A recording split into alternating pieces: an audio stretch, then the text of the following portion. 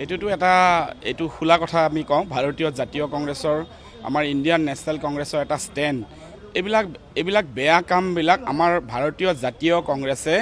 কেতিয়াও নিবিচাৰে আৰু কেতিয়াও নাভাবে আৰু যিবিলাকে ভাবি থাকে তেওঁলোকে এনেকুৱা কামবিলাক কৰাই এটা শান্তি সম্প্ৰীতি অসমৰ যিটো ঐতিহ্যময় এইখন অসম শ্ৰীমন্ত শংকৰ গুৰুৰ অসম এইখন অসম খৰাগুৰি চাপৰি হজৰত আজান পীৰৰ অসম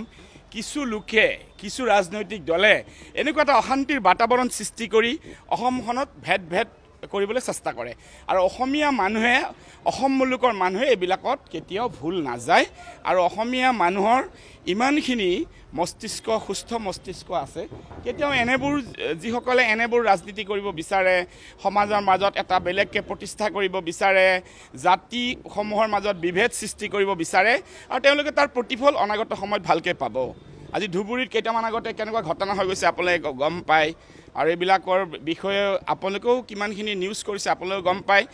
সমাজখনত শান্তি প্ৰতিষ্ঠা কৰা সমাজৰ প্ৰত্যেকজন লোকলৈ দৰিদ্ৰ জনসাধাৰণ প্ৰত্যেকলৈ ন্যায় প্ৰতিষ্ঠা কৰা ভাৰতীয় জাতীয় কংগ্ৰেছৰ কৰ্তব্য আমাৰ সভাপতি ডাঙৰীয়া গৌৰৱ গগৈ ডাঙৰীয়াৰ নেতৃত্বত আজি কেইটামান দিন হৈছে আপোনালোকে গম পায় তেখেতৰ নেতৃত্বৰ মাত্ৰ এটা মাহ পাৰ হৈছে আৰু এই এটা মাহত সভাপতি ডাঙৰীয়াৰ যিবিলাক কাম কাজ গোটেই অসমত ভ্ৰমণ আপোনালোকে নিশ্চয় লক্ষ্য কৰি আছে ভাৰতীয় জাতীয় কংগ্ৰেছে অসমৰ কাৰণে সদায় মাত মাতিছে সদায় মাত মাতি যাব আৰু গৌৰৱ গগৈ নেতৃত্বত ভাৰতীয় জাতীয় কংগ্ৰেছ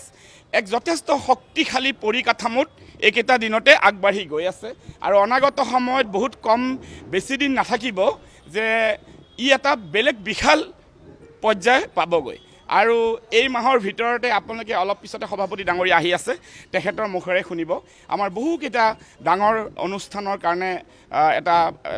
কাৰ্যক্ৰম চলি আছে আৰু সভাপতি ডাঙৰীয়াই নিশ্চয় আপোনালোকৰ সন্মুখত বেকেট কৰিব